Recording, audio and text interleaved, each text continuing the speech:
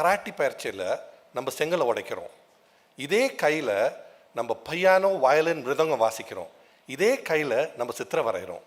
நீங்கள் ஒரு மெஷினை இந்த மாதிரி தயாரிக்கணுமன்னா அது சம்பவமாக நினச்சி பாருங்கள். இப்போ இந்த கையை நடத்துறது நம்மளோட மூளை.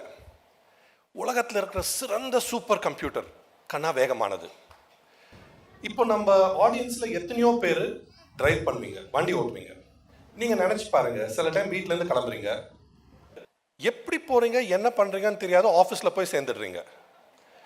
நீங்கள் யோசிக்கிறப்போ சப்கான்ஷியஸாக நீங்கள் வண்டியில் உட்காரப்போ மிச்ச வண்டிங்க ரோட்டில் இருக்கிற வேகத்தை பார்த்து உங்கள் வண்டி வேகத்தை கண்ட்ரோல் பண்ணி டிராஃபிக் லைட்டை உங்களை நிறுத்தி இதெல்லாம் பண்ணுறப்போ கரெக்டான லெஃப்ட்டு கரெக்டான ரைட்டு கரெக்டான வழியில் கூட்டிகிட்டு போய் உங்கள் ஆஃபீஸில் இறக்கி விடுது. இதை ஒரு கம்ப்யூட்டர் ப்ரோக்ராம் எழுதணும்னா எத்தனை பக்கம் எழுதணும், எத்தனை வருஷம் எழுதணும்.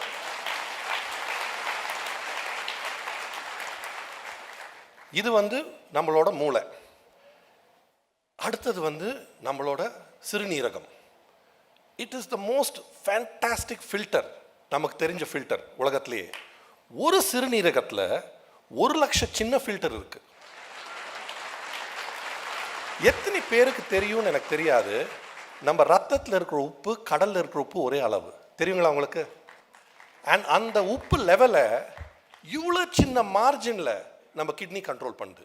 அது மாத்திரம் இல்லை, நம்மளோட பாடியோட பிஹெச், நம்மளோட பிளட் ப்ரெஷர் எல்லாத்தையுமே அந்த 2 சின்ன சிறுநீரகம் ரெகுலேட் பண்ணுது.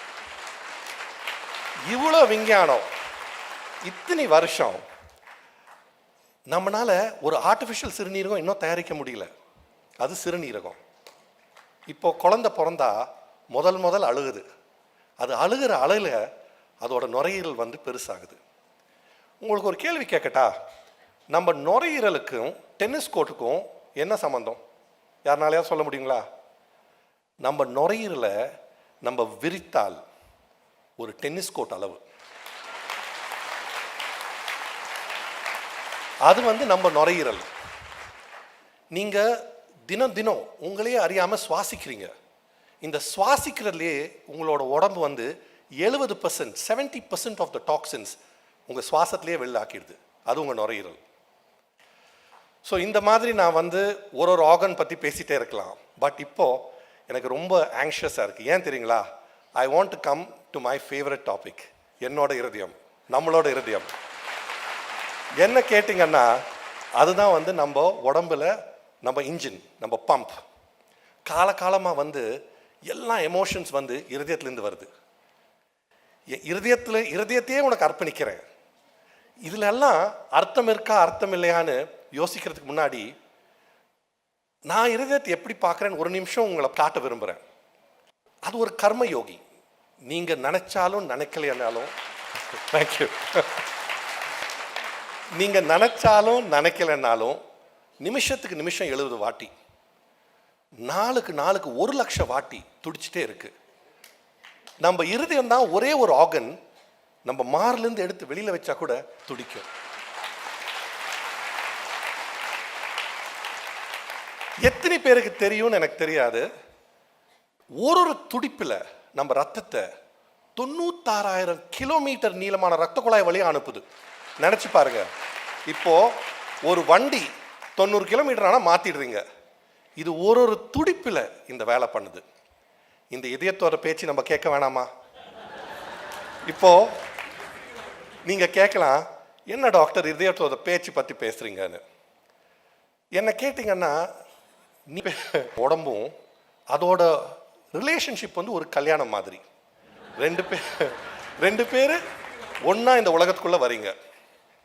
சின்ன வயசில் எப்படி நீங்கள் கல்யாணம் ஆன புதுசில் உங்கள் பொண்டாட்டி பேச்சை கேட்குறீங்களோ,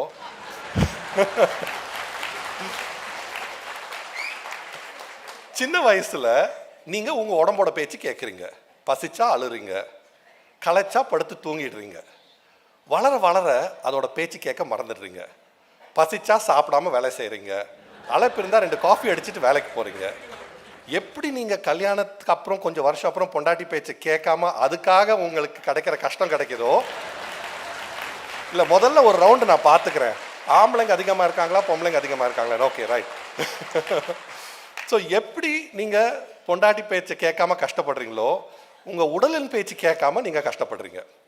அப்புறம் வயசான பிறகு கேட்கணும்னு விரும்புகிறீங்க, ரொம்ப லேட் ஆகிடுது. ஸோ இதுதான் வந்து நம்ம உடல். நீங்கள் கேட்கலாம், உங்கள் இருதயம் எப்படி டாக்டர் உங்கள் கூட பேசுதுன்னு. திடீர்னு வேகமாக 3 மாடி ஏறுறீங்க அர்ஜென்ட்டாக போகிறதுக்கு, உங்கள் இருதயம் வந்து உங்கள் மாரில் தடக் தடக் தடக் தடக்குன்னு துடிக்குது. அது என்ன சொல்லுது, பாருப்பா நீ டெய்லி இது பண்ண மாட்டேங்கிற, என்னைக்கோ ஒரு நாள் பண்ணுற, என்னால் முடியல, சரியா, கொஞ்சம் கொஞ்சமாக என்னை பழக்கப்படுத்து. அதுதான் உங்கள் இருதயம், சரிங்களா? இப்போது அடுத்தது நான் வந்து நம்ம இருதயத்தை எப்படி பாதுகாக்கணும்னு சொல்கிறது வந்து ரொம்ப முக்கியம். இது வந்து ஒரு பெரிய சிதம்பர ரகசியம் இல்லை. எல்லாரும் சொல்லுவாங்க நீங்கள் எக்ஸசைஸ் பண்ணணும்னு. இந்த எக்ஸசைஸ் வந்து பெரிய விஷயம் இல்லை. அதுக்காக லட்சக்கணக்கான ஜிம் எக்யூப்மெண்ட் வாங்க தேவையில்லை. ஒரு நாளைக்கு 40 நிமிஷம் நிறுத்தி நீங்கள் போய் எக்ஸசைஸ் பண்ணணும், டிஷர்ட்டு ஷார்ட்ஸ் எல்லாம் போட்டு அதெல்லாம் ஒன்றும் அவசரம் இல்லை. நீங்கள் வேலைக்கு போகிறீங்க, நீங்கள் ஆஃபீஸ்லேருந்து ஒரு 10 நிமிஷம் தூரத்தில் வண்டியை நிறுத்துங்க, 10 நிமிஷம் நடந்து போயிடுங்க. மத்தியானம் ஒரு லஞ்சு சாப்பிட்டுட்டு உங்கள் ஃப்ரெண்ட்ஸோட டேபிளுக்கெல்லாம் ஒரு சின்ன வாக்கை போயிட்டு வந்து திருப்பி உட்காந்துருங்க. சாயந்தரம் எனிவே வண்டிக்கு நடந்தால் போகணும், 30 நிமிஷம் வாக் ஆச்சு. பஸ்ஸுக்கு கோயிலுக்கு பஸ்ஸில் போகிறீங்க. இல்லை, நம்ம பெரியவர் சொன்னது எல்லாம் ஒரு அர்த்தம் இருக்குது. ஏன் கோவிலுக்கு போகணும், ஏன் கோவிலை சுற்றணும்? புண்ணியமும் கிடைக்கும், எக்ஸசைஸும் கிடைக்கும்.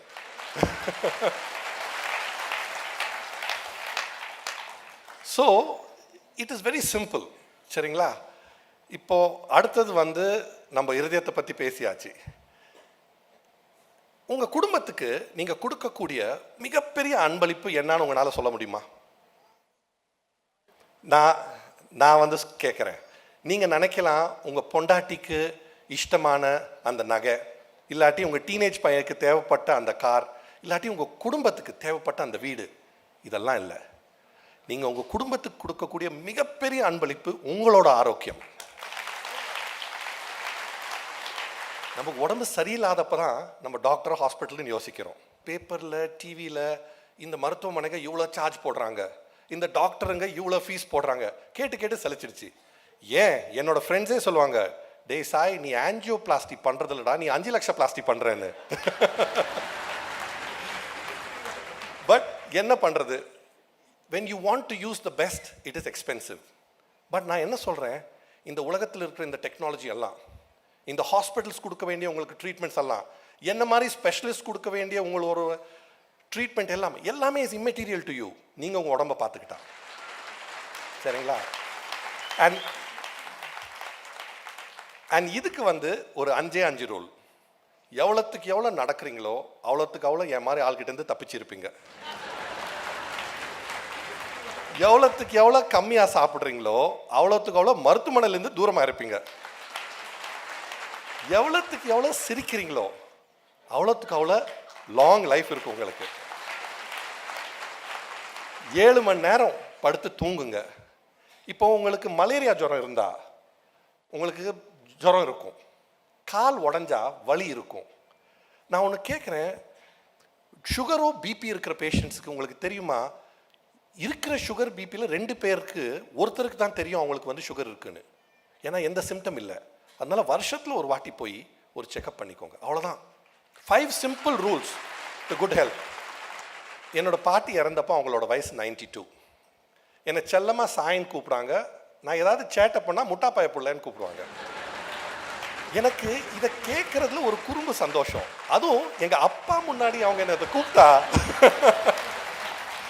எனக்கு இன்னும் சந்தோஷம். அவர் இதை பார்க்க தான் போகிறாரு. ஆமாம், எனக்கு தெரியும் அப்புறம் பிரச்சனை வரும், தைரியமாக சொல்லிட்டேன், நீங்கள் எல்லாம் கிளாப் அடிக்கிறீங்கன்னு சொல்லிட்டேன் தான். ஸோ அதிகபட்சம் அவங்க முன்னாடி, எங்கள் அப்பா முன்னாடி தான் நான் சேட்டை அதிகமாக பண்ணுவேன். அவங்க சொன்ன ஒரு வார்த்தை இன்னும் என் காதுலயே இருக்கு. அவங்க சொல்லுவாங்க, டே கண்ணா, காலார நடந்து கண்ணார தூங்கி வயிறார சாப்பிட்டு மனசார சிரிச்சா உனக்கு நோய் எங்கேருந்துடா வரும்னு.